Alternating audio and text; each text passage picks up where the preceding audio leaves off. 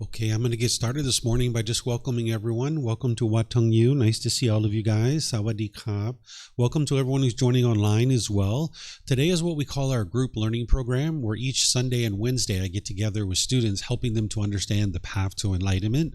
On Sundays, what I do is I go chapter by chapter in this book. It's titled Developing a Life Practice, the Path That Leads to Enlightenment, where I give a talk on a chapter in the book. And this Sunday, we're going to be in chapter 13, which is titled Identifying Cravings, Cultivation and Analysis of the Mind. This is where you're going to learn how to go in and analyze the mind and actually eliminate certain things that are causing the mind to experience discontent feelings.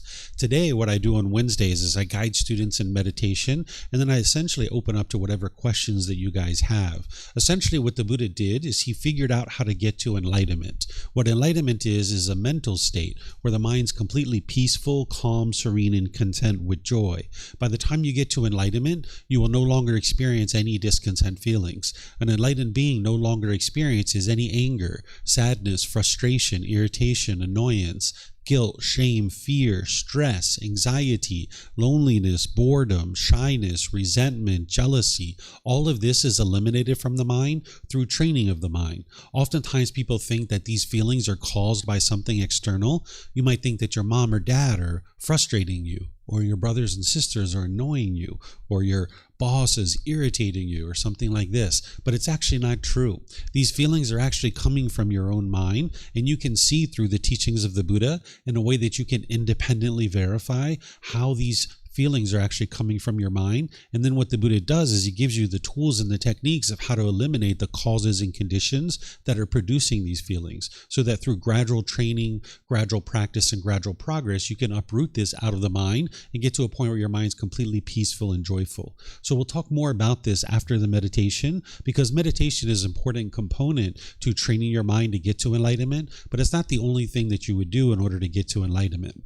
One of the biggest myths about the life story of the Buddha is some people think that he sat under a tree, he meditated, and then instantly got to enlightenment. And this isn't actually true.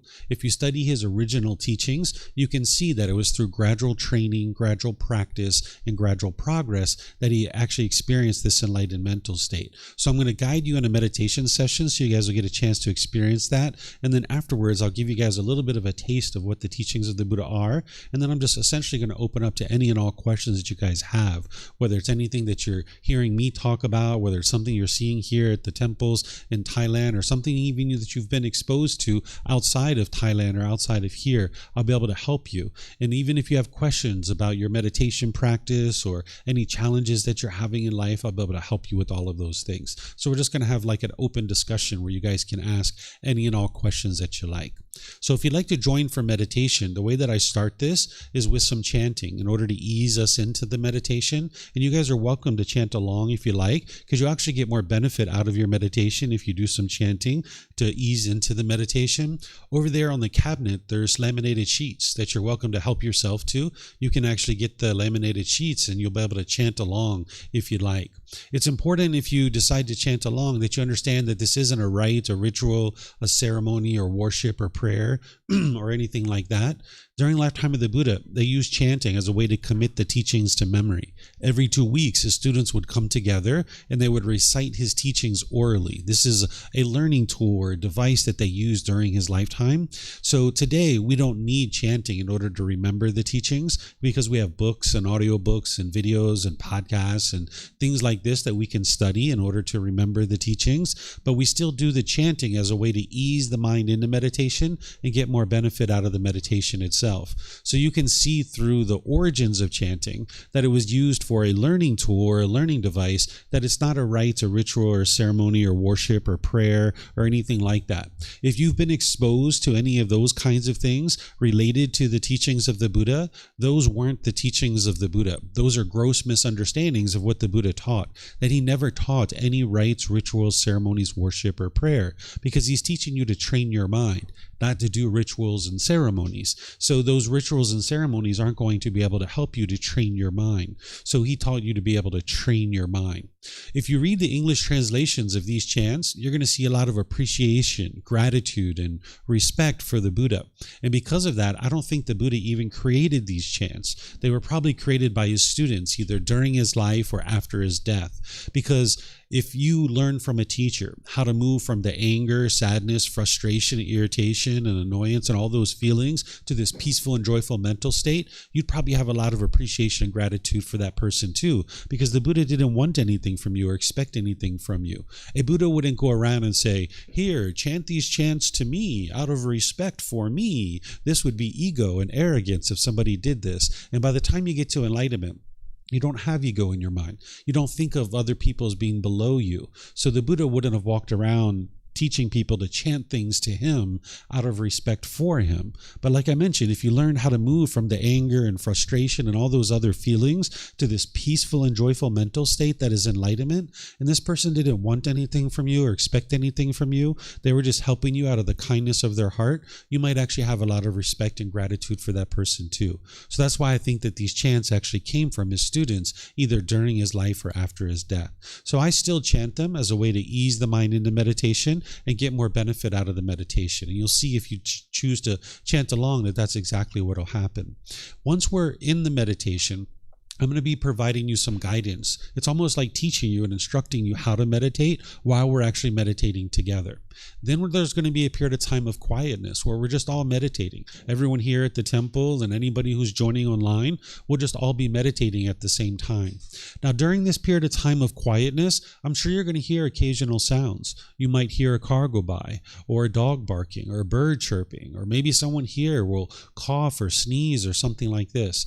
If your mind craves permanent silence during your meditation, your mind will be experiencing annoyance or frustration because your mind's craving permanence while you live in an impermanent world. You can't live in a world that everything is permanent because this world is impermanent. But what the unenlightened mind does is it craves permanence. So if you're in an environment like this and you're craving permanent silence, when you hear a sound, you'll cause your mind to be frustrated or annoyed. But if you understand impermanence and that things are constantly changing, when you hear that sound, you'll understand that it arises, it changes, and it fades away. This is the way the world works, that everything around you is constantly changing. So during that period of time of quietness, I'm sure you're going to hear occasional sounds, and you can just reside peaceful and joyful, understanding that the world's working exactly the way it was intended to work, where things are constantly changing.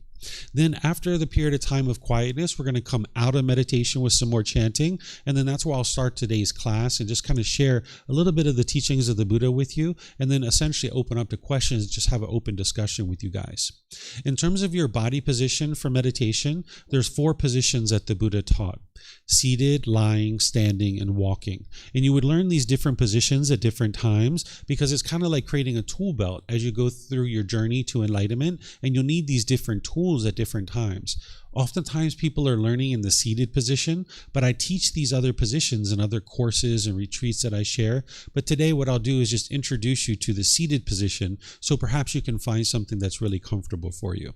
You could be sitting on the floor or on a chair. Maybe if you're at home, you're on a bench or a sofa or a wheelchair. All of these are options. There's not just one way to sit because of impermanence. Everybody's body's different. We're going to find different things to be comfortable. There's not just one way to actually sit. So what I'm going to share with you are just suggestions or just recommendations, and you find whatever's comfortable for you. If it's something that I'm sharing, great. But if it's something completely opposite of what I'm sharing, fine, use that too. What's important is the body's comfortable, not luxurious and not painful, but comfortable. So here are some suggestions that you might consider. If you're on the floor, you might have some cushions under your rear. This will kind of soften your seat a bit. And then if you bring your legs together in the cross-leg position, you might just decide to do that lightly. Whereas if they're real tight, it can impede the circulation in the lower body and cause pain. So you'd like your legs to just be lightly crossed if you're going to cross your legs. Some people like to put their legs off the mat. This gets your hips up in the air, and it lessens the angle at the hips, the knees, and the ankles. Again, allowing the circulation to flow. The Buddha put his right hand over his left with his thumbs together, and he put this into his lap. But again, it's not about everyone doing it exactly the same way. There's other options here as well. Some people like to put their palms on their thighs or their knees. Some people put their palms up. Some people might even just rest their hands comfortably in their lap. So you can put your hands and arms wherever you like. Anybody who's sitting in a chair, or maybe if you're at home on a bench or a sofa or a wheelchair, you can also sit however you like. Sometimes people like to put their feet flat on the floor or lightly cross at the ankles, but you can see me sitting in a chair here with my legs crossed, so this is an option as well. And then you can put your hands and arms wherever you like. In terms of your upper body, you would like this to be erect with your sternum up and your shoulders back. This will help keep the mind attentive and alert during the meditation. Whereas if you were slouched, the mind would have a tendency to be dull or lethargic. But if your mind, or if your upper body was real rigid, your mind could be overactive or uptight. So you'd like the upper body to be in the middle with the sternum up and the shoulders back. It'll help keep the mind attentive and alert, because this is a dedicated, active, purposeful training session where you're eliminating certain unwholesome qualities from the mind and you're cultivating certain wholesome qualities in the mind. And you're doing this in either the seated, lying, standing, or walking positions. So you would like your mind to be attentive and alert during this active training. It also helps you to breathe in through the nose and out through the nose when you have your sternum up and your shoulders back. So it'll make breathing a bit easier for you as well. So again, I'm going to do some chanting to ease us into the meditation, which you guys are welcome to join in on, and then I'll come back in with the guidance after that.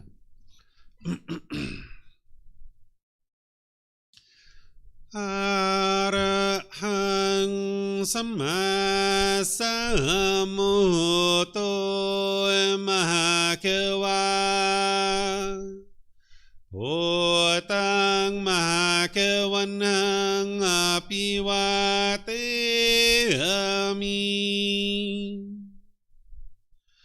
Savakato Mahakavata Tammo Dhammang Namasami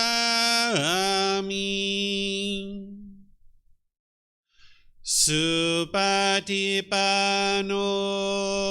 Mahakavato Savaka Sangho Sanghang Namami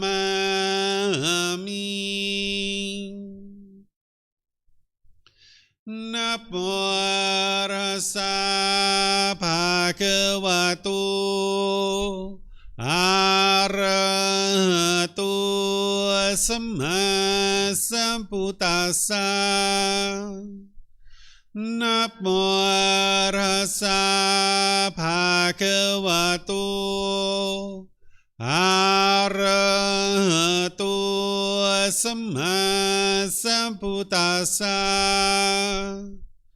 Namo Tassa Bhagavato Arahato Samma Sambuddhassa Iti piso emakawa Arahang Samma Sambuddho Vicacaranang Sammuno Sakato Rokavitu Anutero Purisa Dhamma Sati Satatawa Manusrang Bhutto Bhagavati.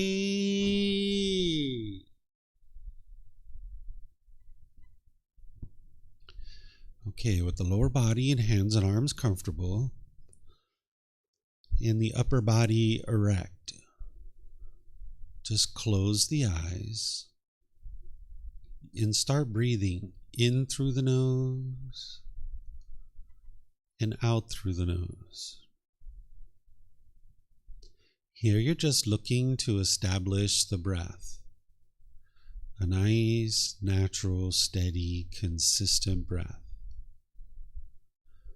not forced or controlled, just a gradual inhale through the nose, experiencing the full breath. And then whenever you're ready, exhale out through the nose. Breathing in and out.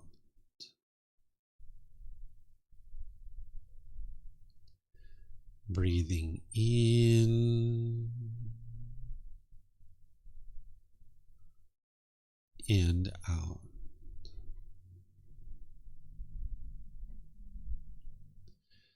Your breath may not match up with the guidance that I'm providing, and that's okay. This is your practice. I'm just here for guidance.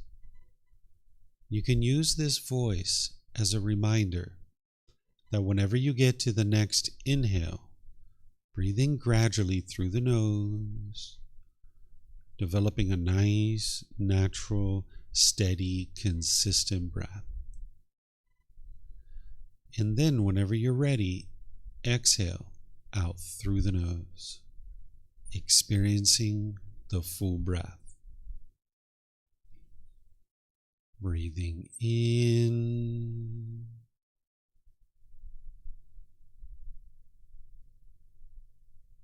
and out.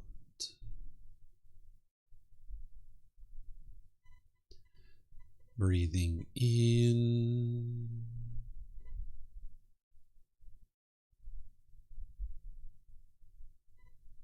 and out.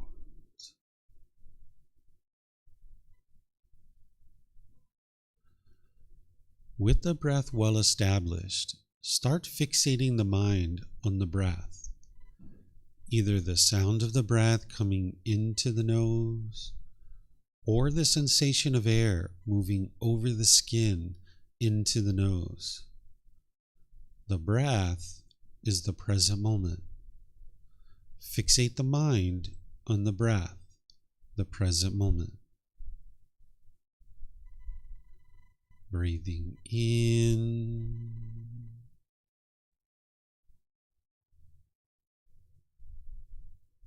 and out.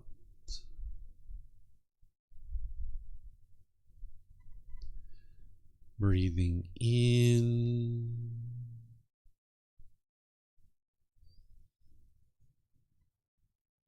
and out.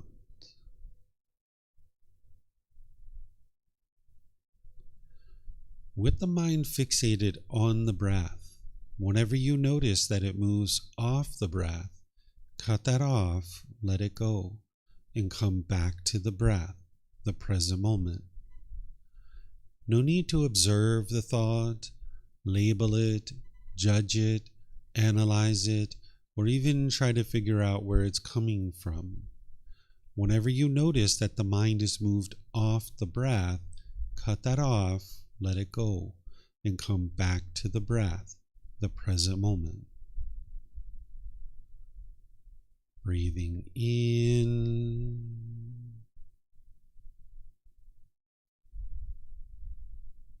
and out.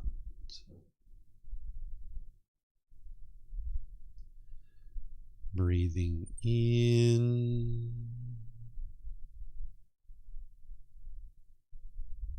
and out.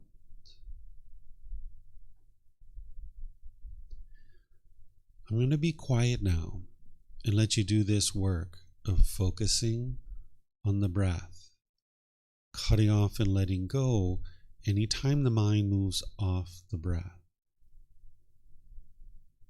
You have nowhere to go.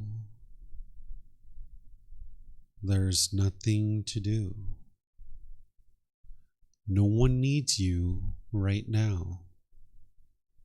This is your time to focus on the breath. Breathing in and out.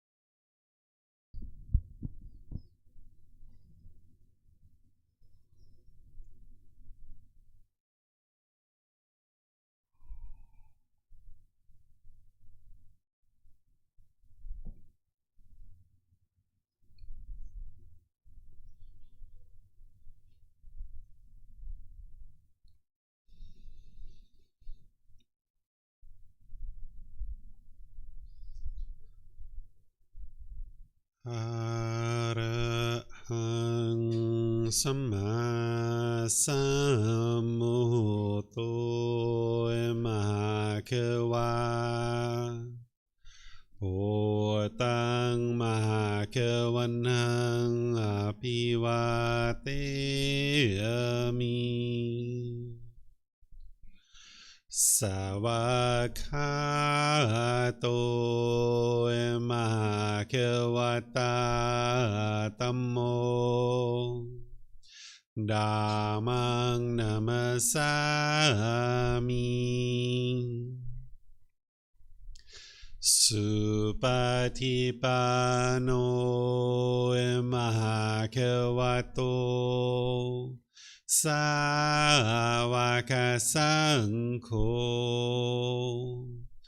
สังฆังนามามินะโมตัสสะภะคะวะโต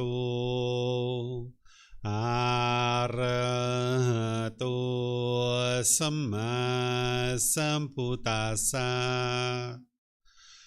นะโมตัสสะภะคะวะโตอะระหะโตสัมมาสัมพุทธัสสะนะโมตัสสะภะคะวะโตอะระหะโตสัมมาสัมพุทธัสสะอิติปิโสมหาเขวาอะระหังสัมมาสัมพุทโธวิจาจารณังสัมโมโนสกขาโตโรกาวิตุอนุเตโรปุริสาธัมมาสติสัตตาตวามนุสนังพุทโธภะคะวะติ Okay, if you guys would like to slowly make your way out of meditation. Once again, welcome to everyone. Nice to see everyone here this morning. Welcome to everyone who's joining online as well. What I'm going to do is just share a little bit of teachings with you guys, and then I'm going to open up to whatever questions that you guys might have related to anything that I'm talking about, or anything in your life, or anything with the teachings of the Buddha, really anything you'd like to talk about. When we get to the question period, if you guys would like to ask questions here at the temple, we have microphones and a white bowl over there by the bookshelf. If you could get a microphone, that would be great, because the people online won't be able to hear you if you speak without a microphone. All you need to do is get a microphone and press the gray button, and then the lights will come on, and you can just hold it up to your chin, and we'll be able to hear you here at the temple, and they'll be able to hear you online. And then you can just keep the microphones with you, because you might have more than one question, or someone around you might have a question, and you can just share the microphone. And then if you're not using it, if you could turn off the microphone, that way we won't get feedback through the speakers. Anybody who's online, if you guys would like to ask questions, you can put that into Facebook, YouTube, or Zoom in the comment section, and I'll be able to see that and answer your question. And then if you're in Zoom, you can electronically raise your hand, unmute your microphone, and ask any and all questions that way. So this meditation that we just did, it's called Breathing Mindfulness Meditation. This is a primary form of training in terms of meditation that the Buddha used in order to move his mind to enlightenment. There's other things besides meditation that you would need. You wouldn't be able to meditate your way to enlightenment. It's not possible to just meditate and actually attain enlightenment. But what you would need is a combination of meditation and other things. So while you can't meditate your way to enlightenment, you wouldn't be able to get to enlightenment without meditation either. So anybody who's making their way to enlightenment would have a meditation practice that they develop over time. The goal of this meditation is not to eliminate your thoughts. Sometimes when people hear the guidance of focusing on the breath, and when the mind moves off the breath, to cut that off and let it go and come back to the breath, they think the goal is to eliminate your thoughts. But as long as as you're alive, you're going to have thoughts. You need those thoughts. Those are important for you because that's what's going to help you to make wise decisions and move your life forward. The goal of this meditation is to cultivate mindfulness or awareness of mind, because you're going to need to be aware of what's going on in your mind in order to train it. And then you're going to need concentration, and that's another wholesome quality that you're cultivating in this meditation. And then you're eliminating the unwholesome quality of what's called craving, desire, attachment. This is where the mind is longing, yearning, and chasing after the objects of its affection. The mind will chase and chase and chase and chase. It's almost like the next new shiny object waiting around the corner is going to provide lasting satisfaction. So the mind chases it. It's almost like an unquenchable thirst that the mind has. It's where the mind pulls towards the objects of its affection. And if the mind gets what it wants in your day-to-day life, then you get happy and you get excited. You have all these pleasant feelings. You feel thrilled and enthused. But if you don't get what you want, you experience painful feelings like anger, sadness, frustration, irritation, annoyance, guilt, shame, fear, stress, anxiety, and others. These are very painful for the mind to experience. So you live in an impermanent world, and you can't get things the way you want permanently. So the mind, if it's chasing, and it can only be happy when it gets what it wants, well, that means you can only be happy in a very limited situations.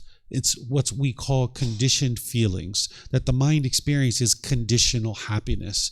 Based on some condition, the mind then experiences happiness. So for example, if it's sunny outside, the mind will experience happiness or excitement. But since your happiness is based on the sun, and the sun is not permanent, that means when it rains, you will be frustrated or agitated or annoyed. This is why you haven't been able to get to permanent happiness, because the mind's basing its inner feelings on some condition. Or if you get really happy and excited when your bank account balance is up here, when it goes down here, you'll be sad or frustrated or annoyed. The only thing that's happened here is change. That's it. That's the only thing that's happened. But the mind is craving permanence in the unenlightened state. It's longing, yearning, and chasing after things. So this meditation, when your mind's focused on the breath and it moves off the breath, when you notice that movement, that it moves off the breath, that's your mindfulness or awareness of mind. And then when you cut that off and let it go, and you bring your mind back to the breath, that's training your mind to let go, let go, let go. So if 10, 20, 30 times during your meditation you had to let go and come back to your breath, this is really good for your mind, because the mind doesn't know how to let go. In the unenlightened state, your mind's craving permanence. You can see this in your daily life, because none of the teachings of the Buddha are based in belief. You need to independently verify what I'm sharing with you. This is what's going to help you to awaken to enlightenment, is to cultivate wisdom. And you can't believe things, because with belief, you don't know what's true or false. So the teachings of the Buddha aren't about believing a bunch of things and then hoping something good happens when you die. It's about learning and growing and developing in this life so that you can experience a wonderful life in this life. So you can see that your mind's craving permanence, and when you chase after things and you get it, you feel happy and excited. But when you don't get what you want, you get painful feelings. You can see this like if you've had a boyfriend or girlfriend. Maybe you were really wanting a boyfriend or girlfriend, and you were longing, yearning for this, and maybe you were chasing after this, and when you got that boyfriend or girlfriend, you felt so great, you felt so happy, it was so wonderful at the beginning, right? You guys were going out to the movies, you were having great conversations, you were going to dinner, right? You might have been having sexual contact, you might have been going to the park, all kinds of wonderful things were happening at the beginning. But then over time, things started to fall apart, and then you guys broke up and you split up. And then you might have been angry or frustrated, or you might have been lonely or bored or missing this person. This is because the mind's craving permanence, wanting this person to be in your life permanently. It's not because of love. Love is a genuine interest in seeing all beings be well. This doesn't actually cause painful feelings. What's causing those painful feelings is the mind is holding on, wanting this person to be permanent. And as long as they were in your life, you had a certain level of comfort. But when you guys broke up, your mind experienced impermanence, meaning change. And the mind didn't like this. It didn't understand change. This is why you can look at your life, and in situations where you've been experiencing the most change, This is the times that were the most challenging for you. Like if you were moving, or you were changing jobs, or you were changing relationships, this is a very challenging time in one's life because the mind in the unenlightened state doesn't like change. It craves permanence. It wants things to be permanent. So as long as you guys were together in that relationship, you felt a certain level of comfort. But when you broke up, that's where the mind was experiencing the painful feelings. You can see this if you've had someone close to you that has died or passed away, like maybe grandma, grandpa, mom or dad, or brothers and sisters. When they're alive, the mind's getting what it wants. So there's a certain amount of happiness or excitement there. But then when someone dies, the mind experiences grief or sorrow or sadness. It's not because of the love. It's because the mind's craving permanence and wanting this person to be permanent. And they aren't permanent. Because they were born, they had to die. Right? Every single one of us is going to die at some point. But if we crave permanence, permanent life, as we get close to death, it'll be very painful because you won't want to leave this life. Your mind's holding on to this world.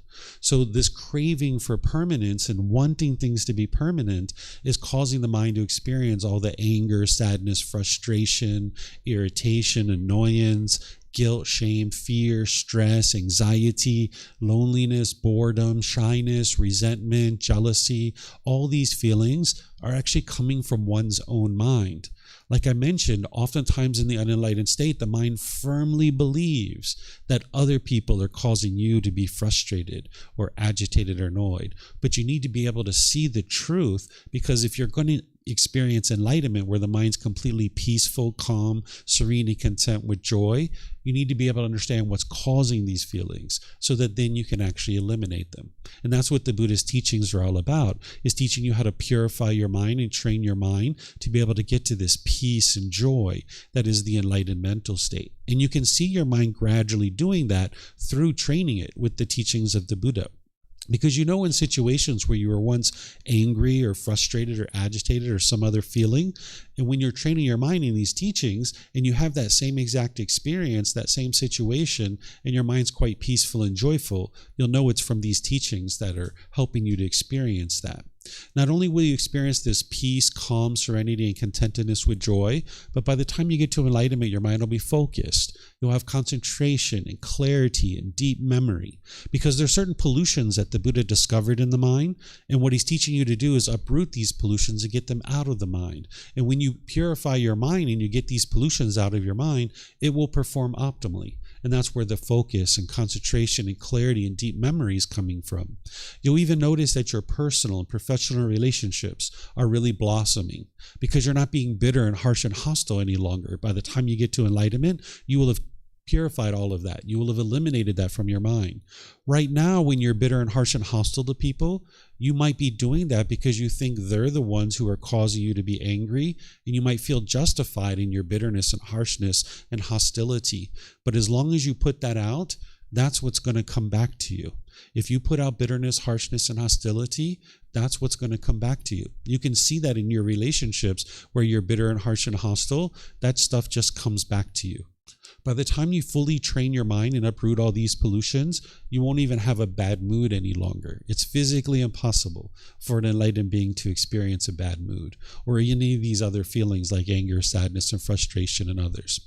So this meditation, a breathing mindfulness meditation, is really important because it's training your mind to let go, to let go, to let go, because that's what's going to help you to have the peace and the joy.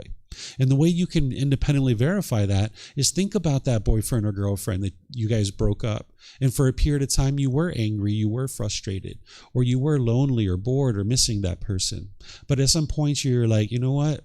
If he wants to be with someone else, so be it. And you let go. And that's where your peace came back. That's where your joy came back.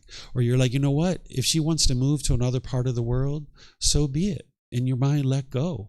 And when your mind let go, that's where your peace and your joy came in, right? But as long as you were holding on and still craving that permanence, you couldn't experience the peace and the joy.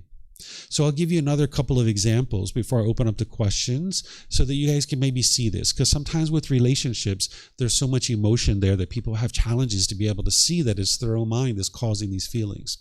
Think about if you bought a brand new car.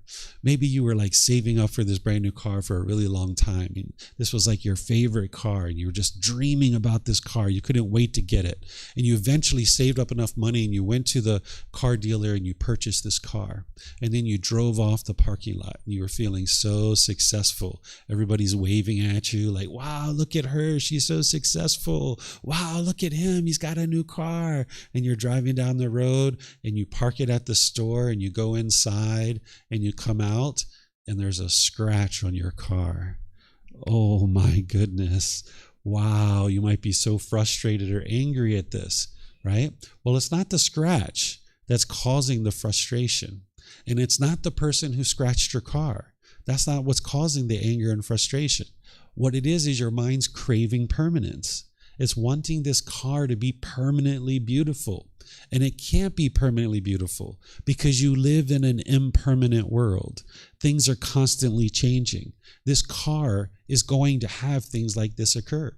The paint's going to fade. The tires are going to need to be changed. The upholstery is going to get ripped and torn. And if your mind craves permanence, then you're going to experience frustration or agitation or annoyance when all this change is happening around you.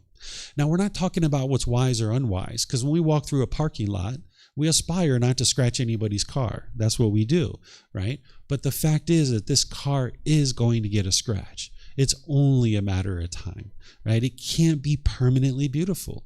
So if our mind craves permanent beauty of this car, when we see the scratch, you're going to get frustrated or agitated or annoyed.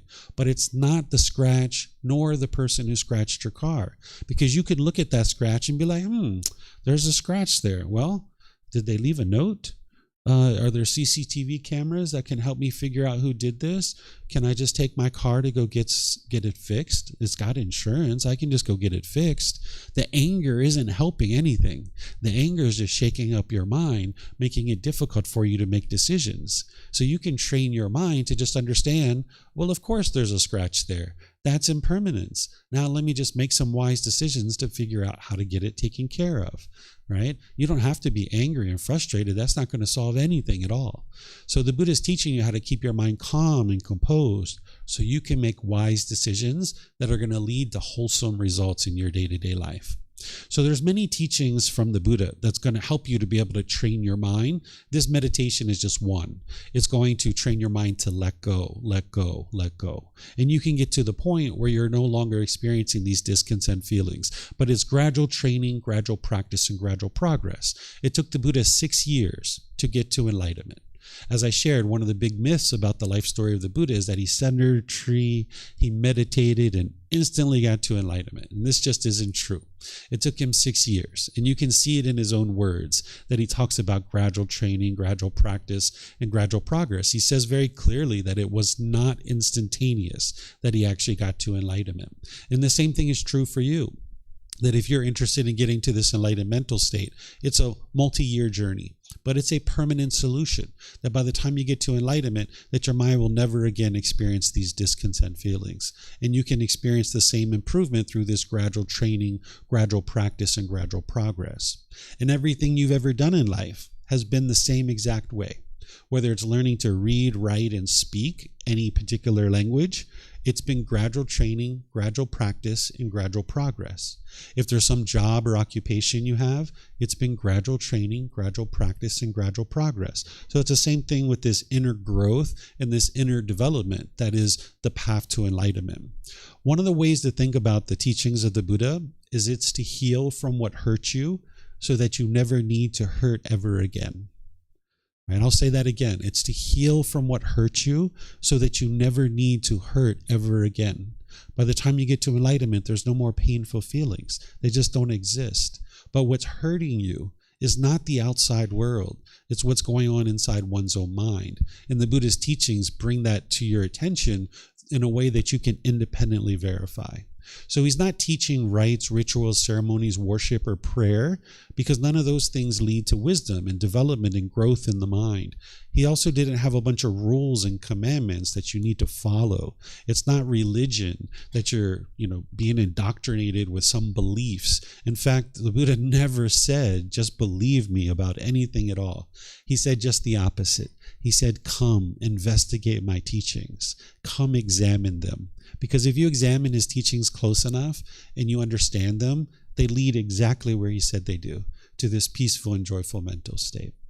So I'm going to just stop here and see what questions you guys might have. Remember, if you guys could use the microphones over there in the bowl by the bookshelf, or online, you can put those into Facebook, YouTube, or Zoom, and I'll be able to see those and answer your questions. So does anybody here, anybody online have questions? Looks like this gentleman has a question. Yeah, you guys are welcome to help yourself. There's plenty of microphones over there, so you guys can spread them out and use them as you like.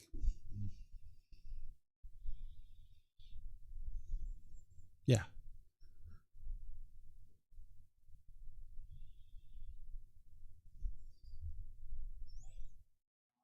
Question about the gradual training that you're mentioning. Is about it the what? About the gradual training that you're mentioning? Mm-hmm. Is it the Eightfold Path, or is it a bit different?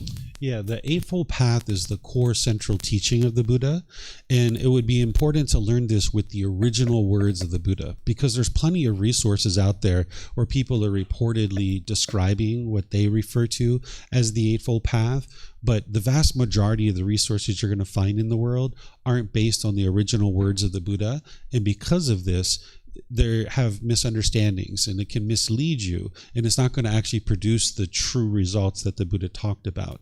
So these books and the resources and the classes and courses, everything that I share, it's based on the original words of the Buddha, so you can see exactly what he taught, and you can see what he didn't teach as well. But the Eightfold Path is the core central teaching of the Buddha, and that's what's going to lead to enlightenment. But you need to be sure you study it, and that you learn it, examine it, investigate it, you reflect on it to independently verify it, and then you practice it and integrating it into your day-to-day life. And that's what's going to produce enlightenment slowly over this period of time. So that's the core central teaching.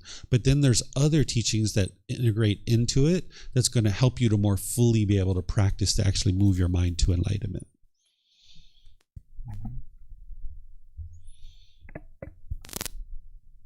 I'm sorry.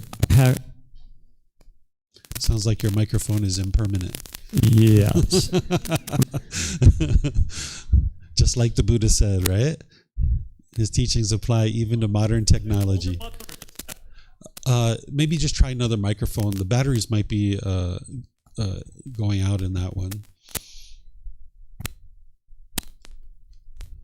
Usually when it gets scratchy like that, it's the batteries.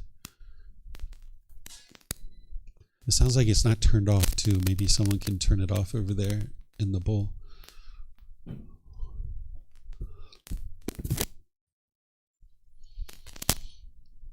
You have another question, you said? You have more questions? Mm-hmm. Yeah. If you just press it, it just takes a second for the lights to come on, and then you can start talking. No, it's not on yet. Okay. There you go. Question about individual stuff. So if I would want to read the suttas originally, between the translation. Are you asking me, because your mic was cutting out, are you asking me, are there any difference in the translations between the suttas? Yeah, there's multiple translators in the world that translate them differently, and it can oftentimes be very challenging for you if you're reading from different translators, because they're going to use different words for different things. Because this language that they're translating out of is the Pali language that is no longer a spoken language today. There's only a very limited number of people that understand that language, and they don't even agree on what the words mean. Even like a spoken language like today, like English, we don't even all agree what one particular English word means, let alone this very old language that is no longer a spoken spoken language. So it's important to, if you're going to study with the original words of the Buddha, which is highly advisable, is to get very reliable translations. And that's what I provide in this book series that I share, is what I know to be very reliable and trustworthy translations that are from one author and that are a collection of teachings that are going to help you to be able to understand not only the foundation and the framework, but fill in all that framework for you. And then not only is it the suttas that you're going to need, but you're going to need guidance from a teacher. You can't actually get to enlightenment by yourself. That's what a Buddha does. A Buddha is able to get to enlightenment on their own without the help of any teachers or any guides. Then after they get to enlightenment, they're going to then share their independently discovered teachings with countless people, and countless people are going to get to enlightenment during that person's lifetime. Then they're going to preserve their teachings in such a way that countless more people will get to enlightenment after their death. So it's not only the suttas that you need, or the discourses, the original words of the Buddha, but you're going to need guidance from a teacher, somebody who's either enlightened or very close to enlightenment, so that they can guide you in helping you to train your mind to get to enlightenment as well. I saw a bunch of you guys have microphones. I'm not sure who's first, who's second, but you guys are welcome to go however you like.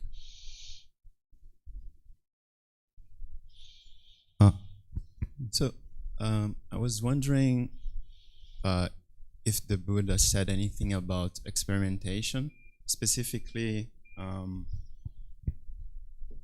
So he started as a prince. He tried a bunch of different religions in India until he found the path. And I was wondering if he mentioned anything about, you talk about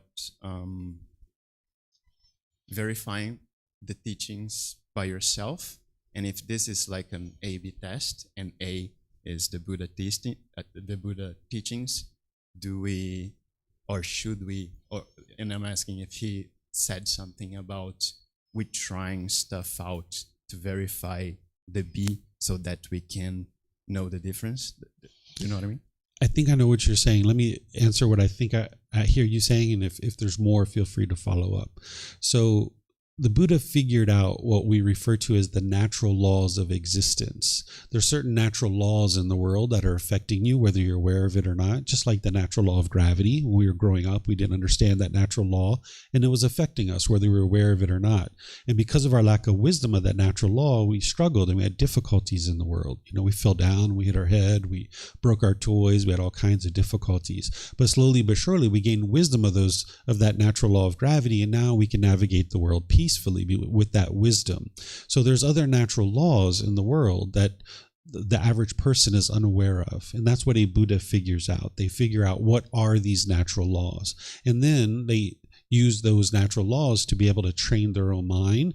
And now they become awake, or we call a Buddha a fully, perfectly enlightened one. He's fully awake. And now he can explain to people what those natural laws are. And that's why we call it sleeping, or someone is asleep, is that their mind is unaware and lacks wisdom of these natural laws. So when we talk about awakening, it's awakening to the wisdom of these natural laws and understanding these natural laws. And during the lifetime of the Buddha, he understood these laws very well, but there were other people that were teaching that they didn't understand these. They might have understood a certain component of them, but they didn't have the full, complete package like a fully, perfectly enlightened one would. So his teachings are what will lead to your enlightenment. They're very clear, very concise, and very precise. And by the time you've investigated these teachings close enough and you see the improvement to the condition of your mind, you'll get to a point where you have no doubt that these teachings are leading to your enlightenment. It's just a matter of time that you keep practicing them to get to enlightenment itself. By the time you fully are starting to eliminate your doubt and you're fully cultivating your mind, you'll get to a point where you will have such confidence in these teachings that you won't be looking for a spiritual life outside of the teachings of the Buddha, because you'll know that they actually are working to be able to improve the condition of your mind. And you'll be able to see other collections of teachings, and you'll know that those teachings aren't leading to enlightenment, because you'll know what is leading to enlightenment based on your wisdom of these teachings. And when you see other teachings, you'll know that it's not those teachings that lead to enlightenment. And this is where you'll have full confidence in the Buddha, his teachings, the community that you're part of, your teacher, whoever is guiding you to that mental state. You'll have full confidence in that person. And you also have full confidence in your own ability to get to enlightenment, because sometimes people lack confidence in their own ability to get to enlightenment. So by the time you have eliminated your doubt about these teachings, and you do that through investigation of the teachings and practicing them, that you'll know that it's these teachings that are leading to enlightenment, and anything else that you look towards, you can see very clearly that those teachings wouldn't actually lead to enlightenment. So did that answer your question? Yes, it did. It did. Okay, perfect. All right. I think, ma'am, you have a question? Well, I have questions about enlightenment itself. And I think you mentioned when someone reaches the status of enlightenment, basically the person no longer feels any negative feelings. So my question is, would that all the negative feelings are necessarily harmful to us? Because sometimes we know that, so for example, feelings like greedy or jealousy, it actually make us to work harder and to improve. So does that mean when someone reaches enlightenment and that person is so satisfied about everything in their life and they wouldn't make any progress or work harder or something like that? So, and the second question is... Let me just answer one at a time. Yeah, that's all right. So in the unenlightened state, when somebody's mind is not trained, they will be motivated through craving, desire, attachment. That's what you're talking about. That the mind is wanting something, they're longing, yearning for something, and if they don't get it, they'll feel some of the feelings that you're experiencing, like frustration or sadness or guilt or shame. And now, because they don't like those painful feelings, they will then try to crave, and they will push themselves in order to accomplish whatever it is that they're trying to accomplish, so that then they don't feel the guilt and shame anymore. They can feel the pleasant feelings like happiness and excitement, but they can only experience that happiness and excitement if they get what they want. And in all situations, you can't get what you want.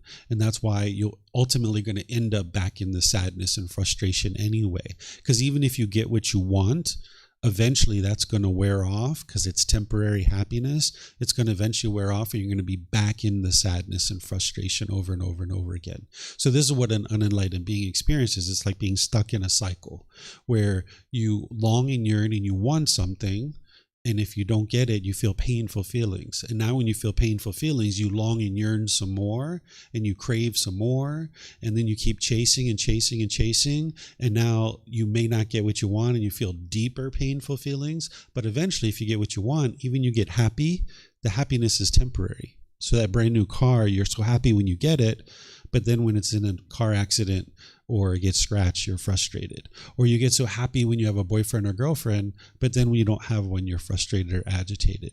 Or you get so happy and excited with that brand new job, but then when you don't have one, you're angry or frustrated or feeling less of a person. So these feelings aren't actually what's motivating you in the unenlightened state. What's actually motivating you is your craving, desire, attachment, where you're longing, yearning, and chasing things. But in this situation, you're stuck. Your mind is bound up because you can only be happy when you get what you want. But if you're not doing that, what the other thing that the unenlightened mind will do is it'll swing all the way over here to the other side, where it'll be dull and lethargic and complacent and lazy. And that's kind of like a little bit about what you were talking about as well, because the unenlightened mind can see these two sides very clearly, either chasing or over here where it's dull and lethargic and lazy. The Buddha is teaching you to come to the middle, where you can actually pursue your goals, objectives, or interests with ambition and enthusiasm, but you do this through wise decision making, not through craving, desire, attachment. Because if you look at someone like the Buddha, he was very ambitious. He was interested in his teachings reaching the entire world, but he knew it wouldn't be during his lifetime, right? So he was still motivated and encouraged to share his teachings. From the age of 35 to 80, he was teaching all the way to his last breath. His last words were actually a teaching that he delivered right before he died. He was still teaching right at his last death. So he was motivated, but he was doing it through wise decision making rather than craving, desire, attachment. Because with craving, desire, attachment, you can only be happy when you get what you want, or your mind's going to be over here on the other side.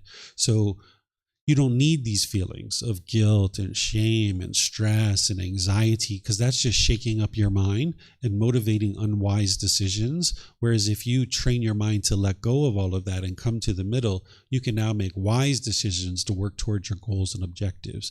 And then if you're working, say, towards a goal and you're 80% of the way there, you can look at it and be like, 80% to the goal. You know what? I could extend my timeline here and give myself more time. That's an option. Or I could add more resources to be able to help me accomplish this goal. Or, you know what, 80% is fine. I'm just fine right here. I don't even need to go any further, right? You can maintain your contentedness. But what most people do is they're calling their goals. They're saying, if I get this goal, I'm so happy. And if I don't get it, I'm sad or frustrated. That's not actually a goal. That's a craving, desire, attachment masquerading as a goal. So when you understand what a true goal is, it's to come to the middle, work towards things through wise decisions making, and you don't base your feelings on whether you accomplish that thing or not. So by the time you get to enlightenment, your mind is always cheerful, it's always bright, it's always radiant, it's always uplifted. If it's sunny outside, you're already happy before it was sunny, but now when it rains, you're still happy. Right? You can still maintain your happiness because you didn't base your happiness on the sun. Or if your bank account balance is up here, you're already happy before that occurred. But then when it goes down here, you can still maintain your happiness, right? But if you have craving and you're chasing things, you can only be happy when your bank account's here. But even when it's there, whatever happiness you experience, it's temporary. It'll wear off in a few months, and now you want this. And now you're going to chase that for a while, and then you're going to temporarily be happy, and then you're going to want this and this and this, and you can't be permanently happy. So with conditional feelings, the mind is like, if my mom and dad does this, if my brothers and sisters do this, if my boss does this, if the weather is this, if my bank account is this, if I have this kind of house and this kind of car, then I will be happy.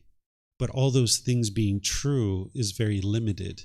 So you actually, your happiness, your ability to be happy shrinks in the unenlightened state because you have all these conditions that have to be met in order for the mind to be happy. So when you get rid of all of that and you just work towards your goals and objectives, you can be happy no matter what. But the mind needs to be trained how to do this. And it sounds pretty odd for somebody who's lived their life without understanding that this is actually possible. Second question or follow up on this one? The second question is, so there's lots of activities actually increase, let's say, the dopamine levels in our body, so that's make us feel happier. So do you think that's how does it relate it to what we're doing, like meditating? Because it's not like an exercise and physically increase the dopamine, but we're doing like sitting position and meditating. It doesn't really physically increase the dopamine level. So how do you think that's related to what our body biologically feeling that the happiness? Okay, so there's the brain, which is the physical organ in the body, and then there's the mind. These are actually two different things. The mind is non-physical. It's non-tangible. You can't touch it or feel it or even point to it because it's not physical in nature. What you're talking about with the chemicals are in the brain and what's going on in the brain. What we're doing on this path is we're training the mind. And when you purify the mind, that's what is actually experiencing enlightenment.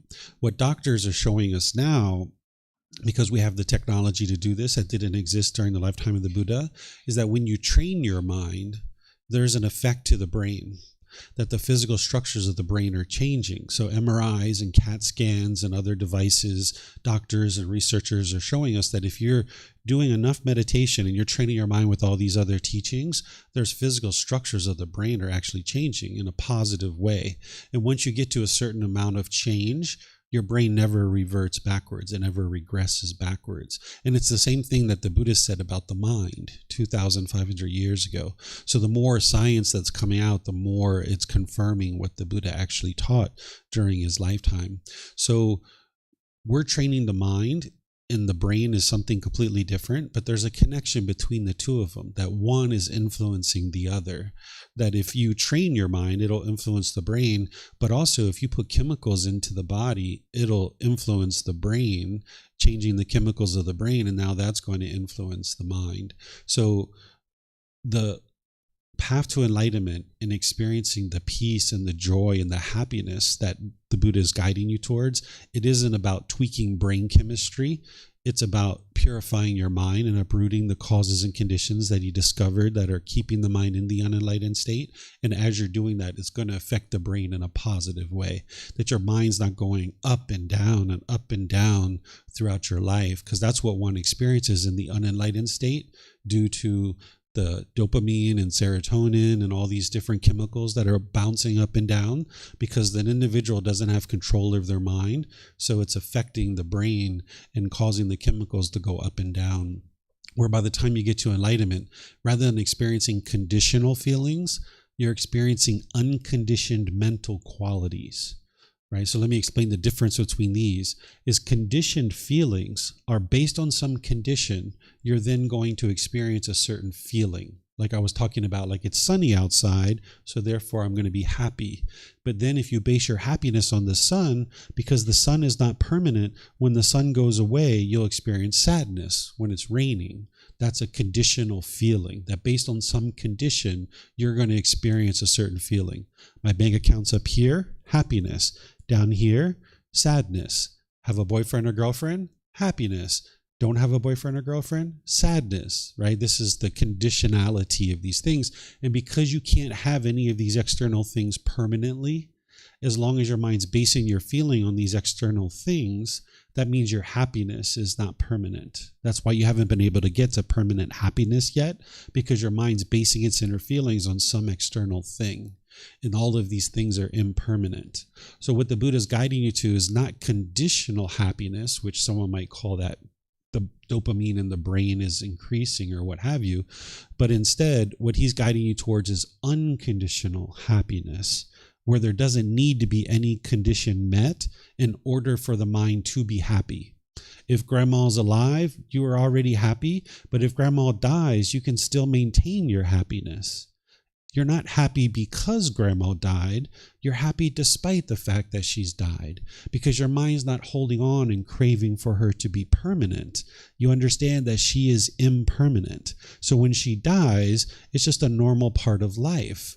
That if every single time the wind blew, if we were sad, then that means that we don't understand that, yeah, the wind blowing is normal. When somebody dies, it's normal. It's a normal occurrence in life. And we don't have to be sad just because someone died.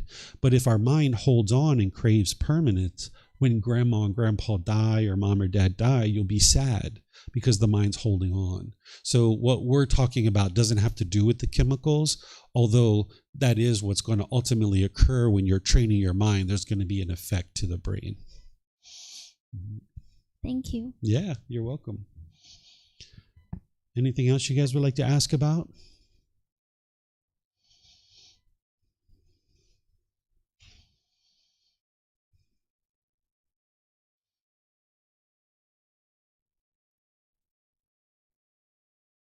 Hello? Mm-hmm. Hello? Yep, we hear you. Hi. I want to ask, have you reached the enlightenment state? So when someone asks this question, a person who's enlightened wouldn't say yes, but they also wouldn't say no, because that would be lying, right? And an individual who's enlightened wouldn't lie.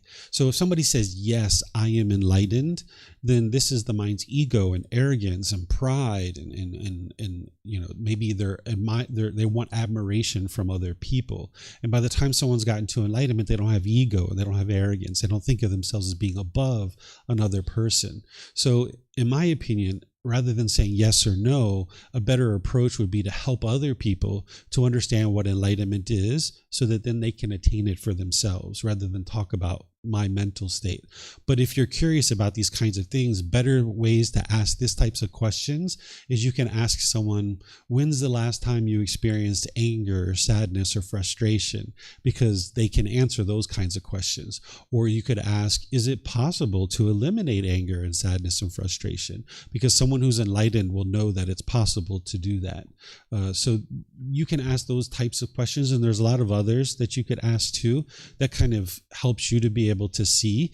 But the thing is that you kind of are just believing the person, right? Because you don't have any way of independently verifying it unless you spend time around that person.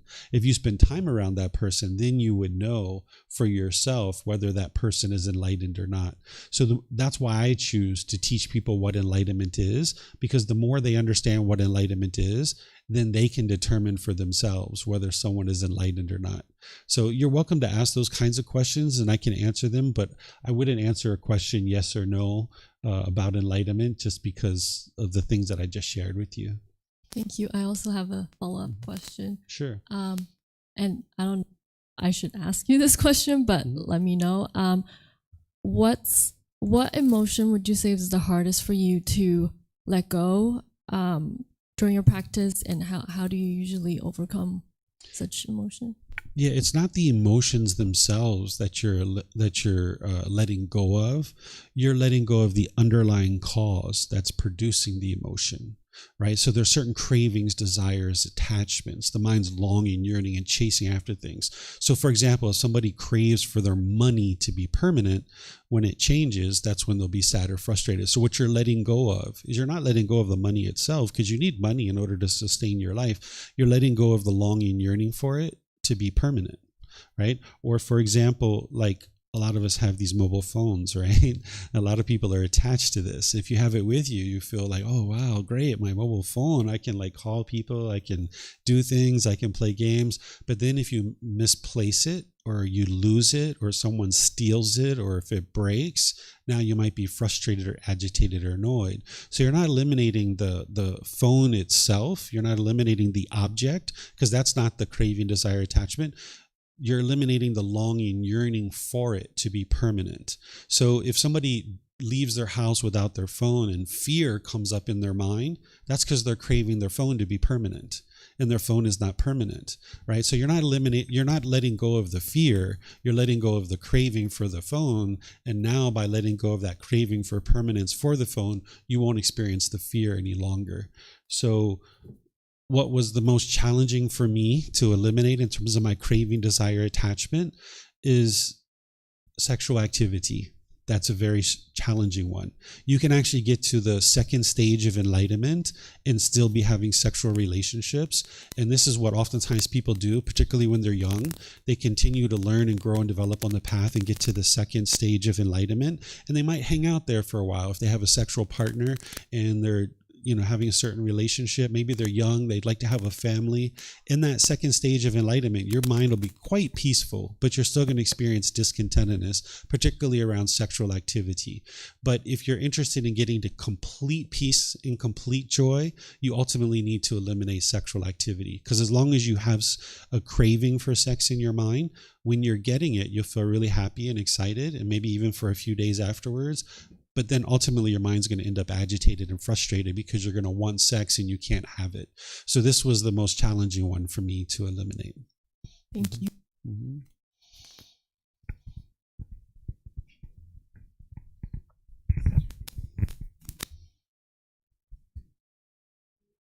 I think you turned it off. It was on. There you go. So Perfect. I think you answered my first question. That was, what does eliminate mean? Because you said that actually the emotions are still there. It's just they are not triggered, right? No, by the time you get to enlightenment, you don't experience the feelings like anger, sadness, frustration. None of that stuff exists in the mind any longer. What you're eliminating is the longing, yearning for things to be permanent. So I'll give you an example. My wife, she's Thai, and we live here together with my son. That's who just came in and went into the office.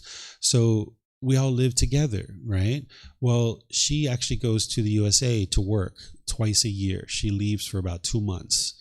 right? And when she's here, we thoroughly enjoy having mom home. It's wonderful having mom at home, right? But when she leaves, we thoroughly enjoy that too, right? Our happiness, our enjoyment isn't based on whether mom's here or not. We can enjoy whether mom's here or when mom's not here. And this is how you can see that it's not love that's causing these feelings. Like, we don't miss her when she's gone, right? And she knows that. And she doesn't miss us either, right? Because it's not the love that causes one to miss somebody. In that situation, the mind's uncomfortable. It feels unsatisfied because the mind's wanting something that it doesn't have. And if mom's here, wow, we feel great. But when she's gone in the unenlightened state, you would feel lonely or bored, or you would miss this person. So we're not eliminating the love. We're not eliminating having this person in our life. What we're eliminating is the craving for her to be permanent. We understand mom's not permanent. She's going to be here sometimes, and sometimes she's going to be away. Even if she was living here most of the time, she'll probably go on a business trip for a week or two here or there, or maybe I will too, or something like this, that we're all going to be coming and going in and out of each other's life. We're not permanent in each other's life. So what you eliminate is the longing, yearning, the craving for permanence. And by doing that, now you won't experience the stress or the anxiety or the loneliness or the boredom, because the mind is completely satisfied in the present moment, that there's not a craving for permanence. So you won't experience the anger and sadness and frustration, any of those discontent feelings, by the time you get to enlightenment. Even the stress and anxiety, your mind is just always cheerful, always bright, always glad, always uplifted. There's never a situation where you even have the slightest ickiness in the mind by the time you get to enlightenment. Mm-hmm.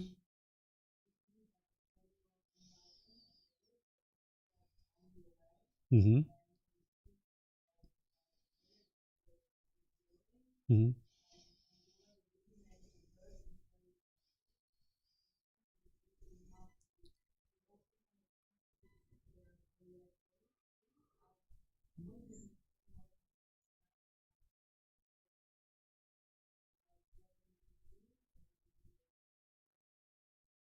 Okay. I'm not sure if I heard you 100% because I think the mic wasn't on, but let me just see. Okay. Did you say you're not understanding what you need to let go of? Is that what you're saying? It's between what you let go and because eliminate sounds to me like a very active thing. Yes. Like you eliminate by, I guess, like meditating and doing other things. Yes. But it's kind of contradicts in my perception of it, the fact of letting go. Mm-hmm. Like letting go seems like acceptance, and eliminating seems like actively doing something. Yes. Okay. So on the path and training your mind, you are actively doing something. But by the time you fully purified your mind, you won't need to do that anymore because the mind will be completely transformed. But on your way to enlightenment, there's a lot of activity that you're doing. It's a full-time job to train your mind to get to enlightenment. So have you ever been in the mall and you've been walking through the mall and you saw like a brand new pair of shoes or some jewelry or some clothing or something? You're like, oh my gosh, I just got to get that on my feet. Oh, I can't wait to get those shoes, or some other object. Have you experienced that? I think you just keep turning it off. Yeah, but usually I just try them on and don't buy them because I know the next day it's going to be gone. So okay. So that longing, yearning, that pulling towards the shoes or jewelry or whatever, that's the craving, desire, attachment. The mind is thinking something external is going to provide lasting satisfaction. So the mind tries to latch onto this thing, and it thinks that if I just get this thing, oh, it's going to be so great. It's going to be so wonderful. Let me just get this thing. And then you get the pair of shoes, or maybe you don't. Maybe you go into the store and you're like, hey, do you have a size 9.5, 10? And they're like, oh, sorry, we don't have your size. Well, if you're longing, yearning, and they don't have your size, you'll be frustrated. You'll be angry because the mind's really wanting these shoes and it doesn't get it.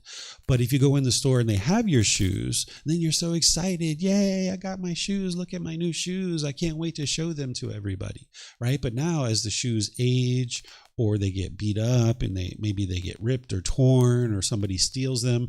Now you're frustrated. So what you're letting go of is not the shoes, because you need a pair of shoes. What you're doing is you're letting go of the longing, yearning, and craving for them to be permanent, and now basing your inner feelings on this. Here's a really simple example that I think might help you and probably a lot of other people. Think back to when we were children. When we were children, we went to our parents and we were like, Mommy, Daddy, can I have chocolate and ice cream?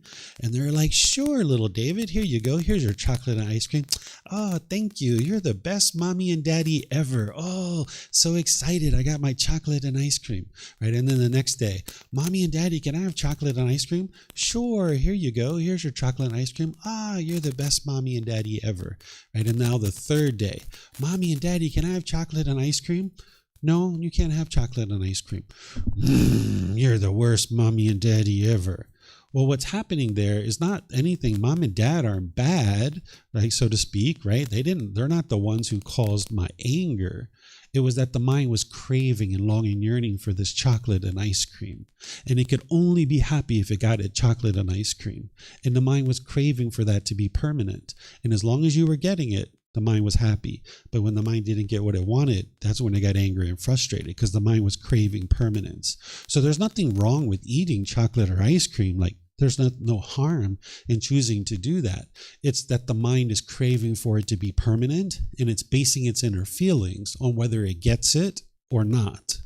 And if we understand impermanence, that sometimes we're going to have ice cream and sometimes we're not. So when we're eating ice cream, we can enjoy it. And sometimes we realize that, hey, we can't have ice cream, and that's okay. And now we can maintain our peace and joy no matter what, whether we have chocolate and ice cream or not.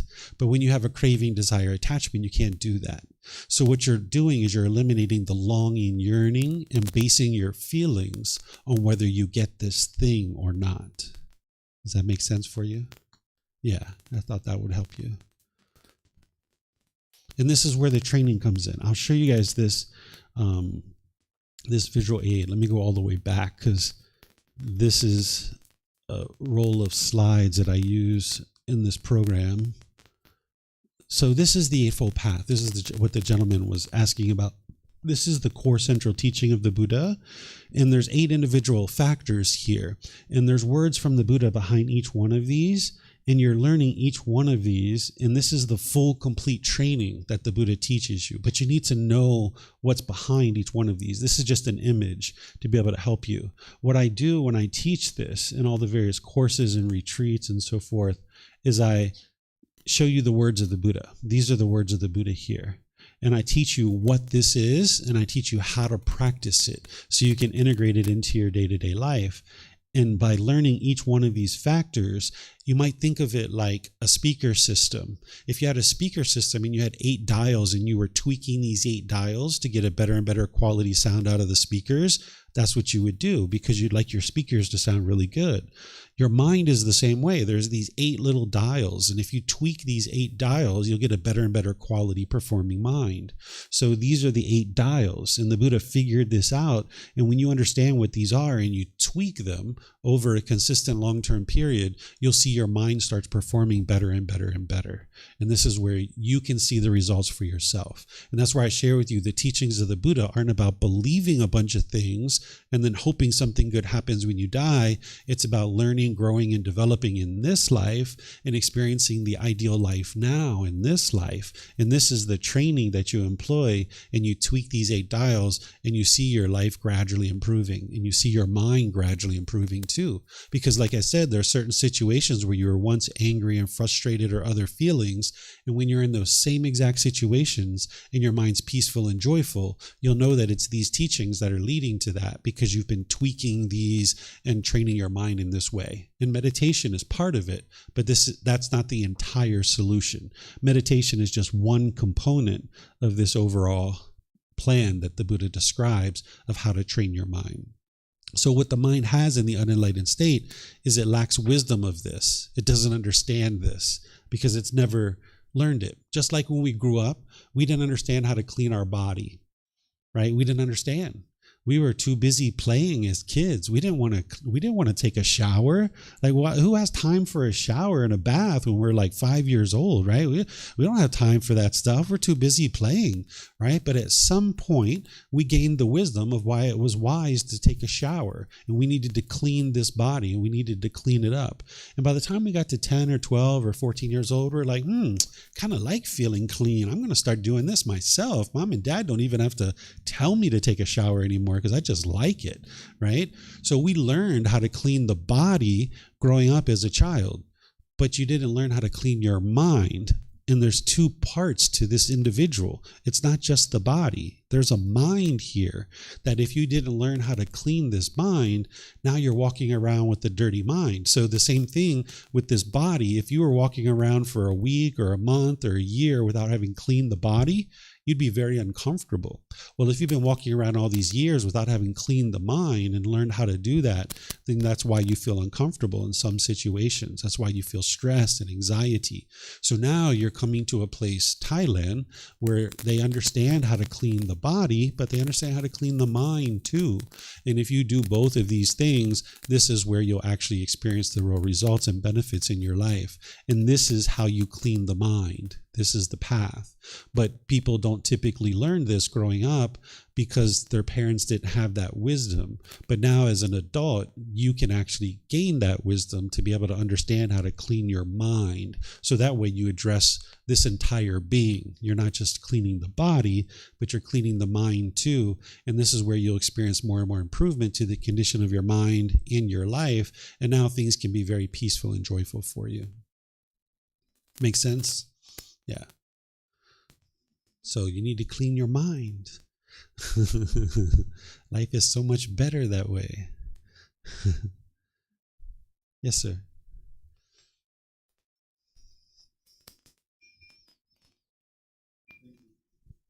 I think you just touched this topic, but I still want to ask the question. Mm-hmm. This craving for permanence, is it something that is just in the nature of our mind, or is it something that we've learned through how we grew up and the society, how things work? Sure. There's something that I teach. It's called the 3 poisons, or the 3 unwholesome roots, or the 3 fires. These are craving, anger, and ignorance. This is a high-level way to understand the pollutions in the mind. The most deepest level of detail that the Buddha taught is called the 10 fetters. These are the 10 pollutions that the Buddha discovered in the mind, and that you're learning what those are and you're uprooting them through training the mind. But when we talk about it as a high level, it's called the 3 poisons, or the 3 unwholesome roots, or the 3 fires. And it's craving, anger, and ignorance. Craving is the longing, yearning, the chasing after the objects of your affection. And if you get what you want, you get happy. And if you don't get what you want, you get those painful feelings like anger, sadness, frustration, and others. When the anger is arising, the mind in the unenlightened state falsely believes that it's coming from something external. And those anger is very painful for you to experience. So what the mind will tend to do is it'll push people away.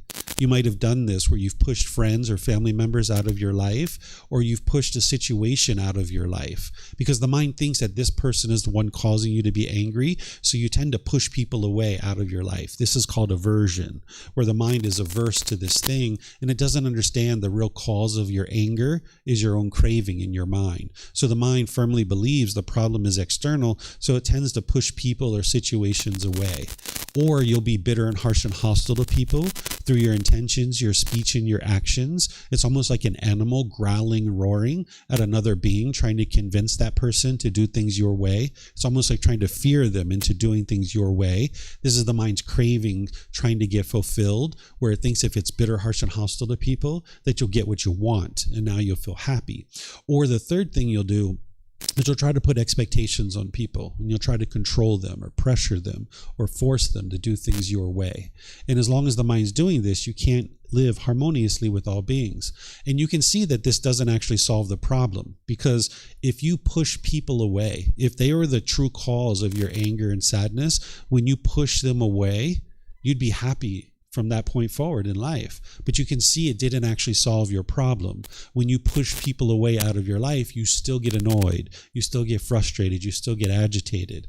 And then when you're bitter, harsh, and hostile with people, it damages your relationships and people choose to leave out of your life. And then when you're trying to pressure people and force people to do things your way, they feel pressured and they don't want to be in your life and they choose to leave out of your life. So you in the unenlightened state will tend to do this, and other people might be doing this to you too.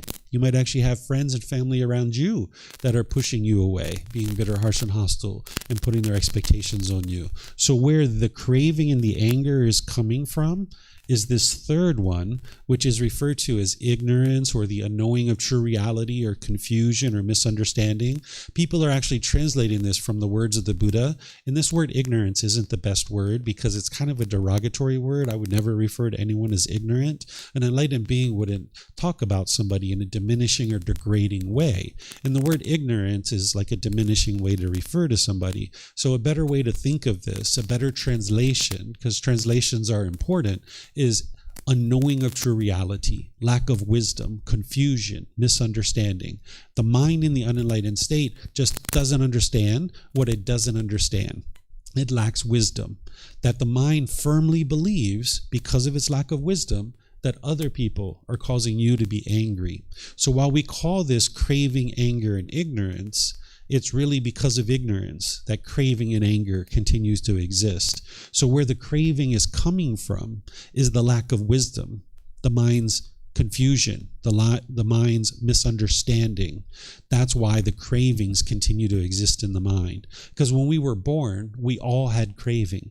Every single one of us were born unenlightened. Because when we were inside our mom's womb, boy, we were hanging out, we were having a good time, we had the whole place to ourselves, we were getting food pumped in on the umbilical cord. Man, life couldn't have been better. We were just hanging out, right? But next thing you know, all this impermanence came. We got pushed out into the world, or surgery, and we got taken out into the world. And right away, what do? We didn't want to be out in the world, right? Because we were craving permanence. We were in that womb and we were hanging out, having a good old time. Everything was nice and comfortable, but we didn't understand because of our lack of wisdom, because of our unknowing of true reality. We didn't understand impermanence as a newborn baby. So when we got pushed out into the world, or we got surgery that brought us out into the world, right away we were having painful feelings. We started crying right away because of our craving. So because of our ignorance, our unknowing of true reality, our lack of wisdom, our unknowing of true reality, this confusion that we have, then we continue to crave and we continue to have anger. And this is why you can see the antidote to this is wisdom. Right? You need to get to wisdom. That's what's going to fix the ignorance. And that's why the Buddha never taught rites, rituals, ceremonies, worship, and prayer. Because there's no amount of rites, rituals, ceremonies, worship, and prayer that leads to wisdom. He's teaching you to investigate his teachings, examine his teachings, that you learn them. Then you reflect on them to independently verify if they're true or false. Then you practice his teachings, integrating them into your life. That's what's going to produce wisdom. With belief, you don't know what's true or false, right? So in order to be able to antidote all of this, you have to get to wisdom. So while we call it craving, anger, and ignorance, it's really because of ignorance that craving and anger continues in the mind. But if you get rid of the ignorance, if you cultivate wisdom, now you'll gain the wisdom of how to eliminate craving and anger. And now with that wisdom, you'll get to the point where you purify your mind, and now you experience peace and joy. And that's why I say that growing up as a child, we learned the wisdom of how to clean our body, but you haven't learned the wisdom of how to clean your mind yet. And that's what the Buddha is teaching you, is the wisdom of how to clean your mind. And he did it first for himself, and it worked for him. So that's why he knew it would work for you too. So he was motivated to be able to share that with you from the age of 35 to 80. For 45 years, he was motivated to help other people to be able to experience this better way of life, right? It's not a religion. It's not rules and commandments and not a bunch of beliefs. It's, hey, you would like to get to this peaceful and joyful mental state that he got to? Here's how to do it, right? And he had such loving kindness for the world meaning he had a genuine interest in seeing all beings be well, and he had compassion, which is concern for the misfortune of others. He figured it out for himself, and he had such concern for others' misfortune that he then dedicated his life to helping other people. And that's why he left from being a prince. Ultimately, he was going to be a king, living this life of luxury. He left that life and he went out to be able to figure out how to get to enlightenment and then share it with you.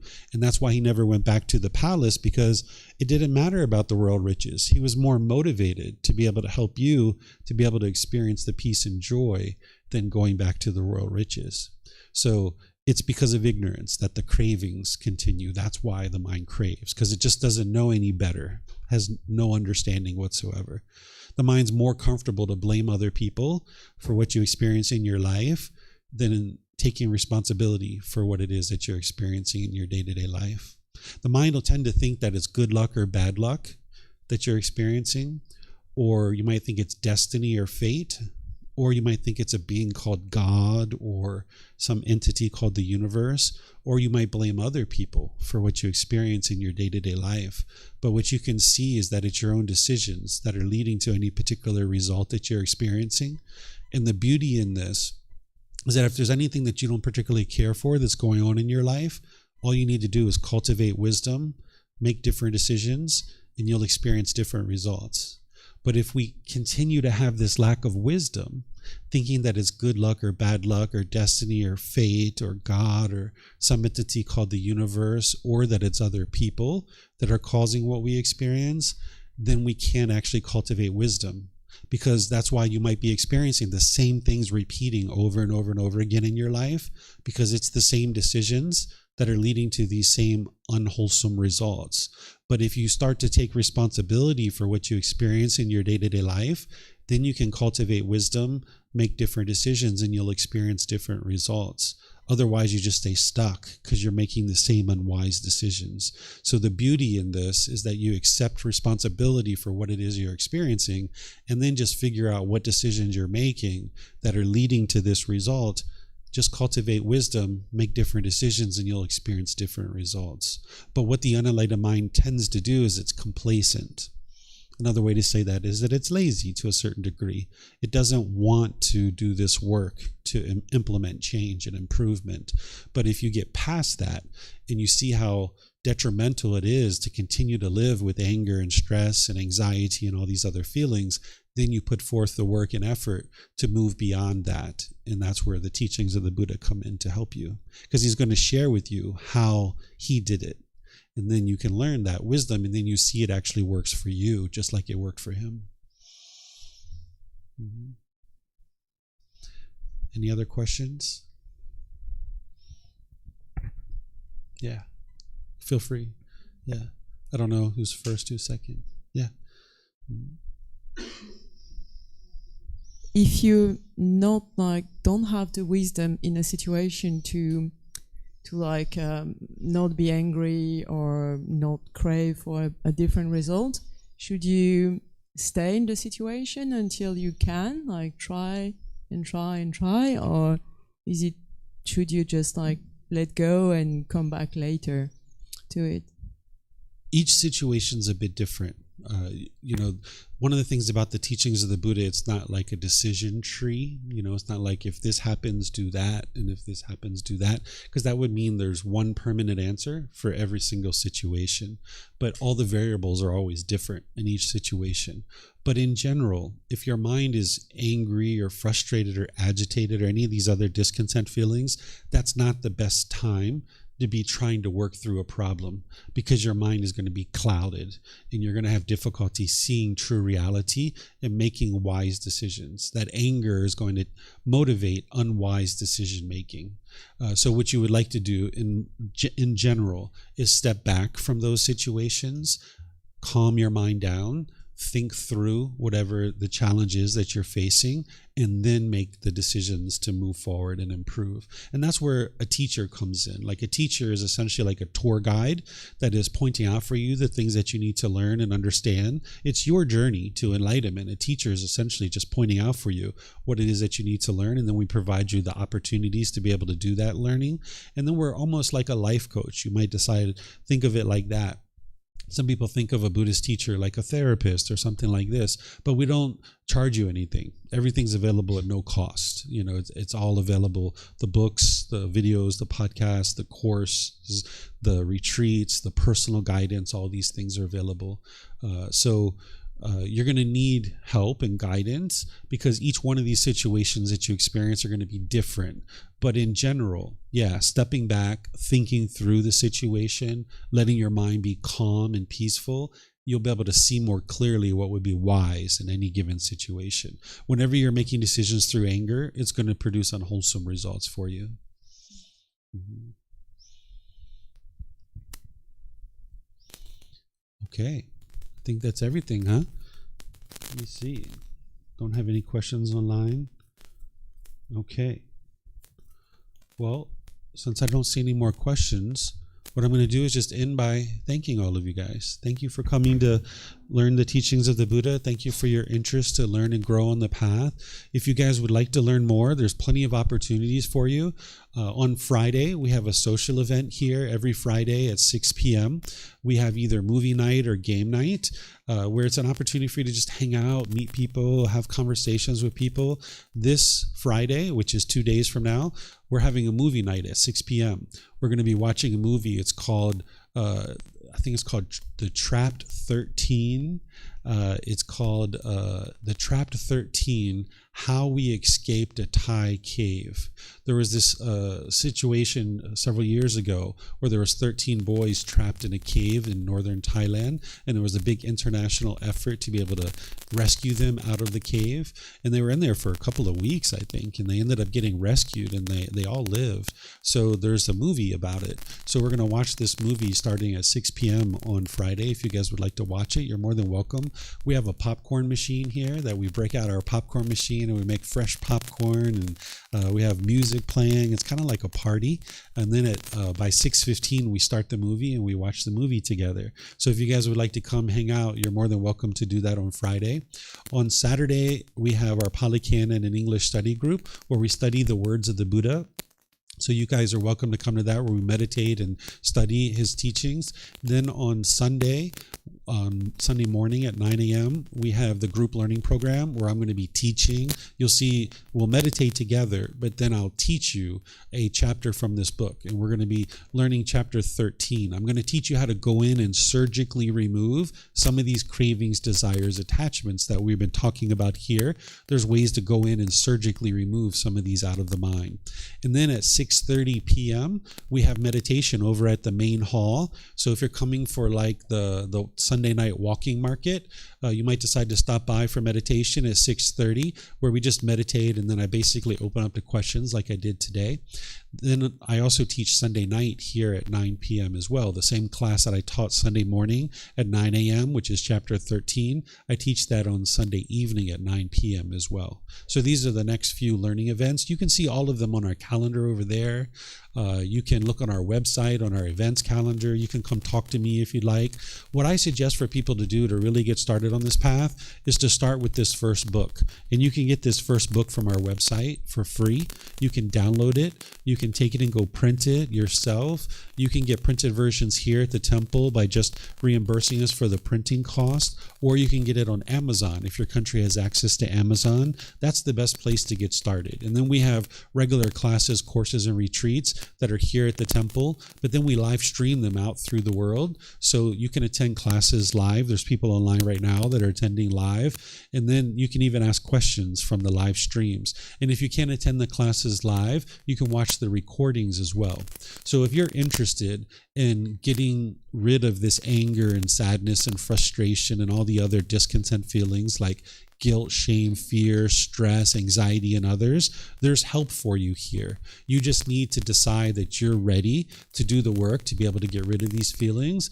And I'm more than motivated to be able to help you, and I'll provide you everything that you need at no cost. You just need to put in the effort and energy to be able to do the work to train your mind. So if you'd like help, there's help here for you. You just need to let me know and get plugged into our website, or come talk with me and find out where to get plugged into all these opportunities for you. So again, thank you all for joining. Whatever you choose to do today, have a very wonderful and lovely rest of your day. Be well and take care. Sawadee krap. Sawadee krap. Sawadee krap.